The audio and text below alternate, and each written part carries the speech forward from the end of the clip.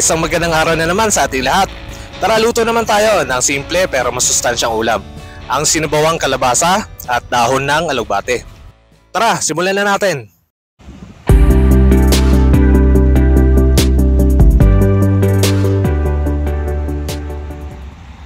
At syempre, simulan na natin yan sa pag-isa dito sa ating aromatics. Gamit lang tayo dito ng bawang, sibuyas at ng paminta.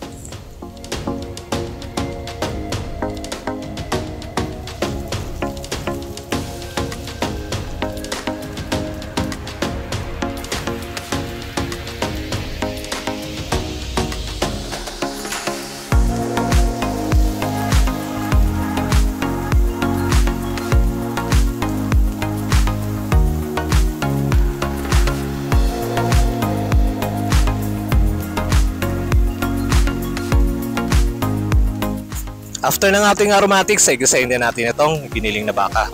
At pwede din tayo dito gumamit ng pork or chicken na giniling, mga hipon o kaya mga pritong isda. Gisayin lang natin yan hanggang sa mag-darken yung color. At lagay lang tayo dito ng konting patis o kaya asin para magkalasa na habang ginigisa natin.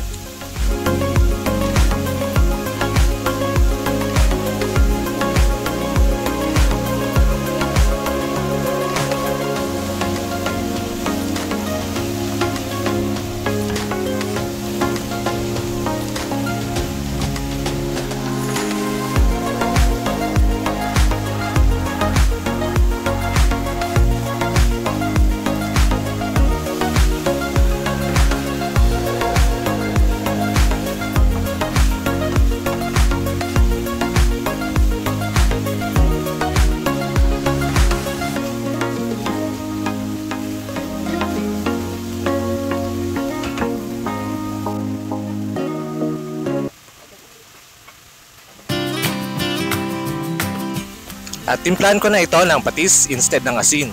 At tansyahin lang din natin yung paglagay ng patis dahil yung beef cubes natin ilalagay mamaya ay medyo maalat na.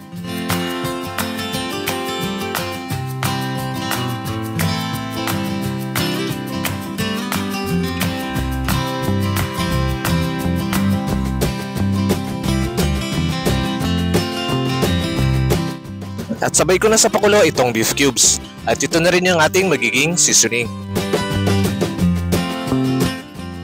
At pakulan lang natin yan sa katamtamang apoy hanggang sa lumambot pa.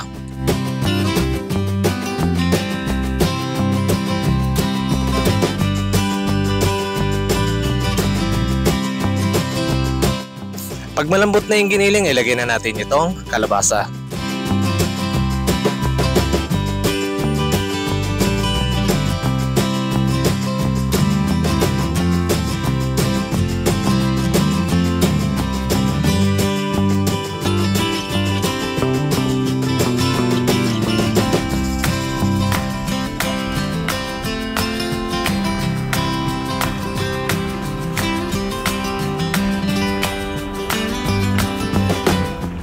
Pag okay na yung kalabasa, ilagay na natin itong dahon ng alugbate.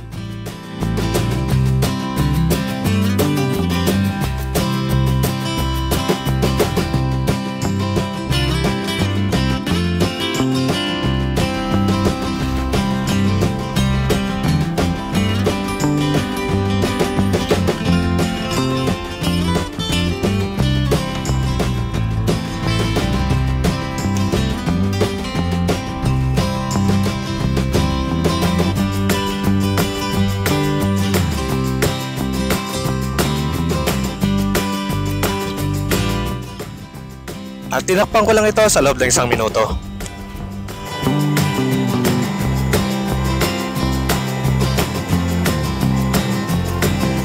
At ayan, luto na yung ating simple pero masustansyang ulam.